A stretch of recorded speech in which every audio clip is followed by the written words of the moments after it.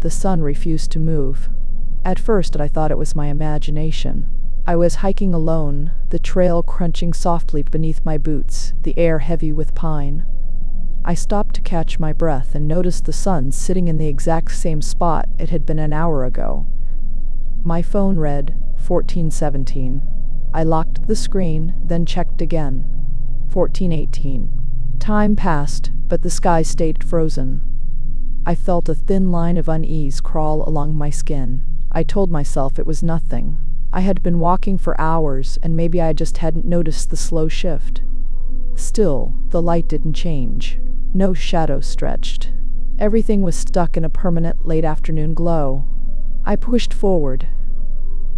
The path wound deeper, narrow and damp, hemmed by trees that leaned a little too close. My backpack felt heavier, though I hadn't packed much. After another half hour, I saw something that made my stomach turn. Footprints. Not unusual on a hiking trail, except these were mine. I recognized the pattern of my boots, the scuff on the left heel. They led ahead of me, veering off slightly into the undergrowth before rejoining the trail. I froze. I hadn't stepped there. I kept walking, my breath sharp, forcing myself to believe it was coincidence. The forest grew quieter, the usual chirping and rustling fading until all I heard was my own movement. Then I saw it again, another set of my footprints overlapping the first. As if I had walked this trail more than once, at different times, but always returning to the same loop. I reached a bend and spotted something resting against a mossy log. At first I thought it was trash, but when I picked it up, my hands trembled. A scarf. Not just any scarf, but one I had lost years ago. A faded gray one with a stitched corner my grandmother had sewn for me. I had dropped it on a winter street back in the city and never seen it again. Yet here it was, damp and heavy, lying in this forest where it should never have been. I stuffed it into my bag and walked faster. My phone still worked, but the time didn't matter anymore. 14:37, 14:38. The world refused to follow. The deeper I went, the more wrong everything became. A Polaroid picture lay in the mud, edges curled. My heart jolted as I picked it up. It was me, standing in this very forest, my face half turned as if someone had called my name. I never posed for this. I never even owned a Polaroid camera. I dropped it. My hands shook so badly I could barely hold onto the straps of my bag. I wanted to turn back, but when I tried, the trail behind me looked unfamiliar, shifting, as though the trees had rearranged themselves. I couldn't tell if I was still on the right path or if the forest was leading me somewhere. It wanted me to go. The air grew heavy, damp with the smell of soil and rot. I passed more of my own traces, a broken hair tie I used to wear in high school, a crumpled bus ticket from years ago, an old notebook page with my handwriting torn and stained. Each piece was proof that I had been here before, though I knew I hadn't. The truth pressed against me, though I didn't want to believe it. This wasn't my first walk here. Somewhere in the silence, I thought I heard movement. Not footsteps, but a faint rustling, as if the forest itself shifted when I wasn't looking. The trees seemed to breathe, their trunks swelling slightly with each slow inhale. I forced myself forward, deeper still. That was when I found the second photograph. It was pinned to the bark of a tree with a rusted nail, trembling slightly in the breeze. I peeled it free with stiff fingers and saw myself again, only older, my eyes hollow, my face pale. I was standing in the same spot where I now held the picture. And then I realized the photograph was not old. It had been taken today. I gripped the photograph until the edges cut into my skin. The air was too still, too thick, as if the forest itself was waiting for me to understand. My throat tightened. I wanted to scream, but the silence felt heavier than any sound I could make. I shoved the photo into my pocket and walked faster. The path narrowed, branches clawing at my sleeves. Then I stumbled over something half buried in the dirt. It was a shoe, my shoe. The same brand, the same worn sole, but older, soaked with mud, as if it had been here for years. The panic inside me broke open. I ran. The forest blurred. No matter how fast I went, the scenery repeated. The same crooked oak, the same fallen log. My breaths turned ragged, my chest burning, but the sun still hung in its unmoving place. Always the same time. Always 1447. I crashed into a small clearing. At the center stood a pile of objects, my objects.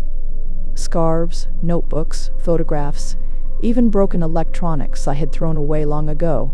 All of it stacked like an altar. Around the pile, the dirt was scarred with footprints. All of them mine. I staggered back, trembling. That was when I noticed the carvings on the surrounding trees. Dozens of names etched deep into the bark. Some looked fresh, others faded almost to nothing. I moved closer.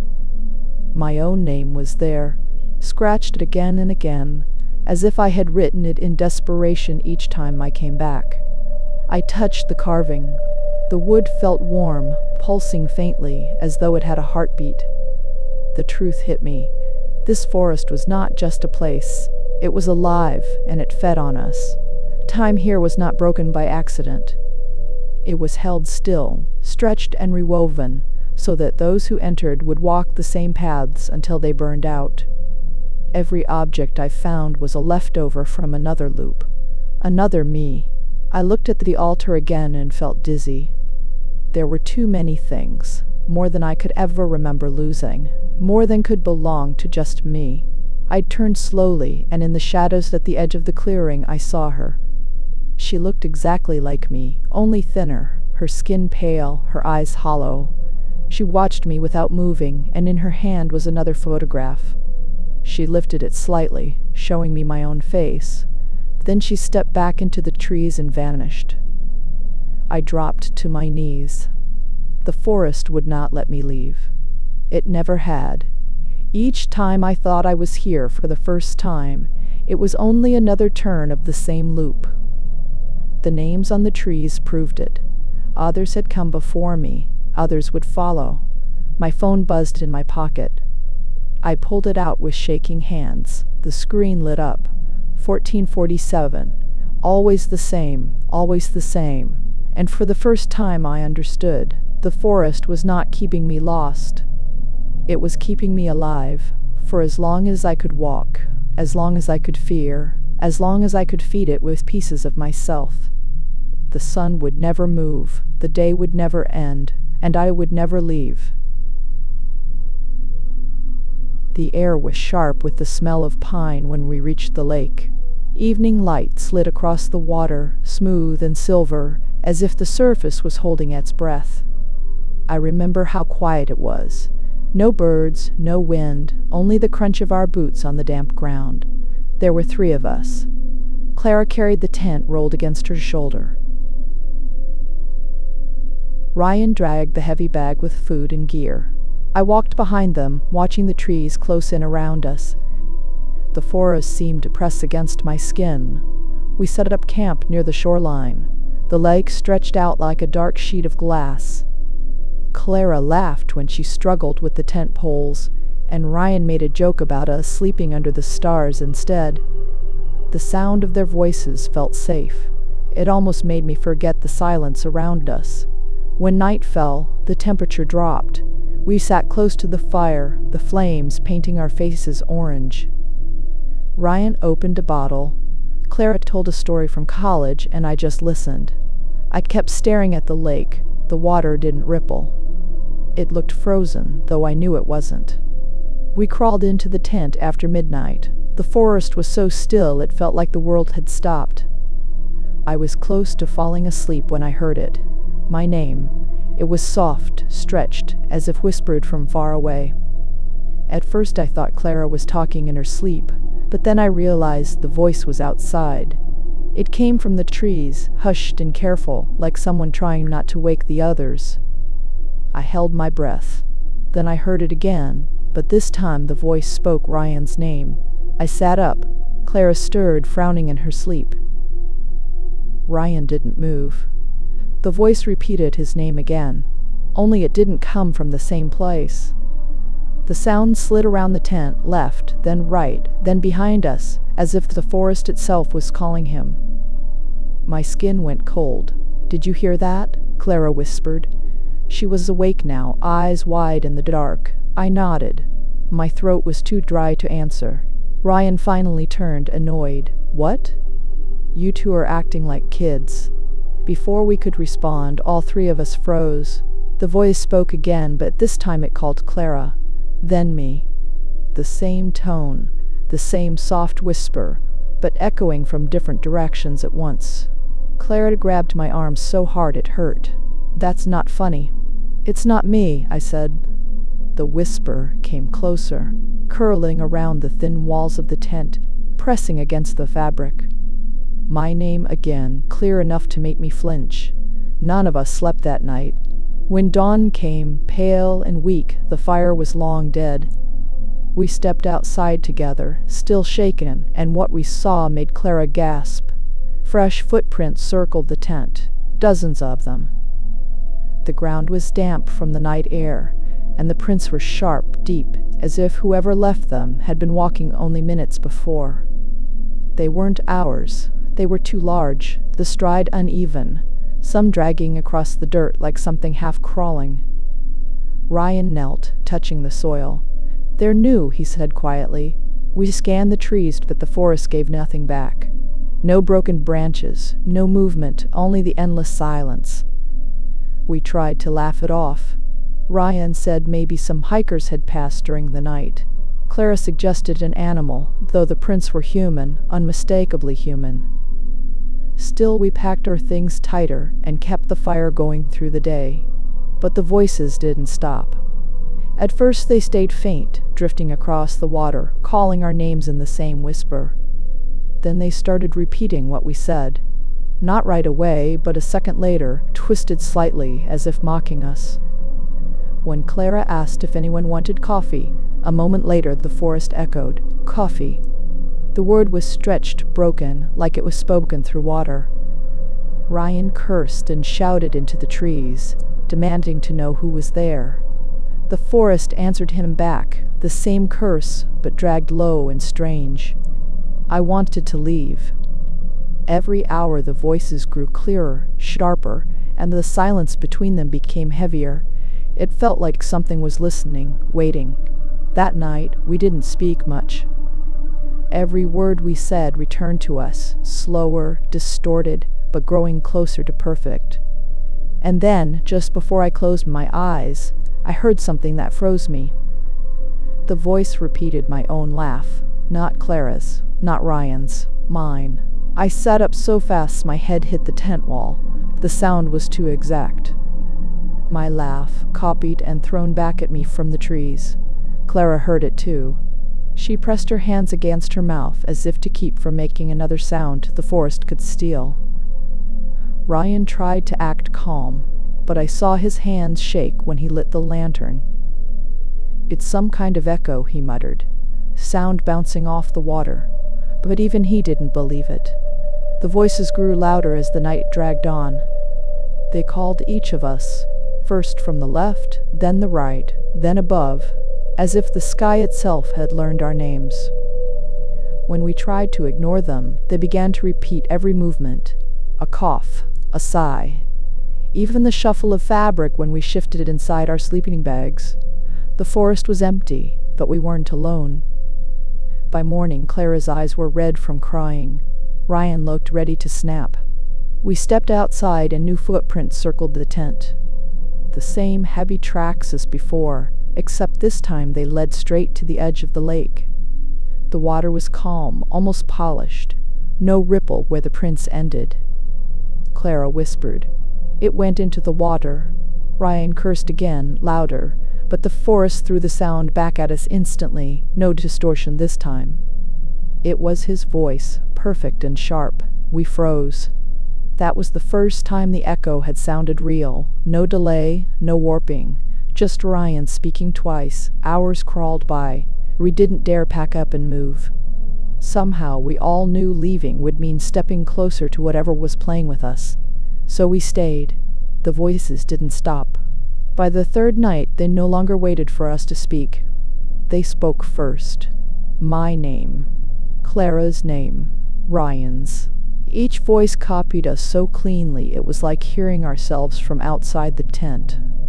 Then, as the fire guttered low, the forest called again. But this time it was only Ryan's name, over and over, clear, urgent. He stood, face pale. "It's just a trick," he said, though he sounded like he was trying to convince himself. The voice called him again, exactly his own tone. Before we could stop him, Ryan stepped into the trees. "Ryan," Clara hissed, "don't." But he kept walking. Each time the voice called, he moved further, like a rope was pulling him forward. We followed, but the night swallowed him faster than we could move. His flashlight flickered between the trees, then vanished. And then silence. No more voices, no more echoes, just the faint lapping of water against the shore. We searched for him until dawn. Nothing, no prints, no broken branches. He was gone, as if he had never been with us at all. When we returned to camp, exhausted, the air felt heavier. Clara wouldn't speak. I tried to start the fire again, but my hands wouldn't stop shaking. Then it came. The voice. But not distorted, not stretched, perfect. It spoke my name with my own voice, steady and clear, as if I was standing outside myself. Then it spoke Clara's with her voice. She looked at me terrified. "It sounds right," she whispered. The forest called again, not behind us, not around us. From directly ahead, clear, clean, without flaw. It was no longer an imitation. It was us. Clara grabbed my arm, trembling. "It wants us to follow." The voice repeated, smooth and certain, pulling us toward the trees. We didn't move, but I knew it was only a matter of time. Because when the forest finally learns your voice, it doesn't stop calling. It waits, and sooner or later, you answer. I should have found him by now. The trail he planned to take was simple, a loop through the forest that circled back to the parking lot in less than a day.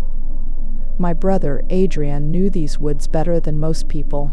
He grew up running between the trees, camping whenever he could.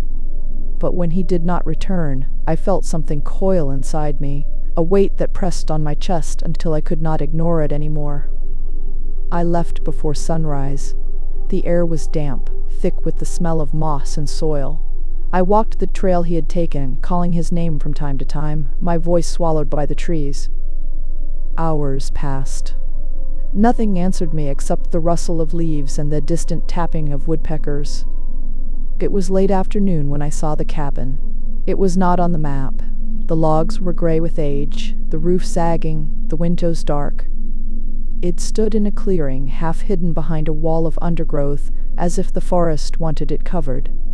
I hesitated. It was wrong to see a place like this so deep in the woods. But then I noticed the backpack on the porch. It was Adrian's. I knew the pattern, the faded green straps, the frayed edges near the zipper. My stomach tightened. Inside, the cabin smelled of dust and old wood. The light barely reached in, only a thin strip through the window. I saw his things scattered on the floor. His jacket, a canteen, a folded map. None of it looked abandoned. It looked as if he had just stepped outside for a moment and would return. On the table lay a book. Not new, but worn, the leather soft from years of use. I opened it and froze when I saw his handwriting. It was his journal. The first entries were normal. He wrote about the hike, about how quiet the forest felt, about a strange silence that seemed to follow him. But as I read further, the words began to change. He wrote about the cabin, how he had found it the same way I did, hidden in a clearing as if waiting. At first he thought it was shelter, a lucky discovery. But then the entries grew darker. He wrote that the cabin was not steady, that its walls were not always where he left them. He would turn away and then turn back, only to see that a corner had shifted. that the door no longer led outside but deeper into the trees.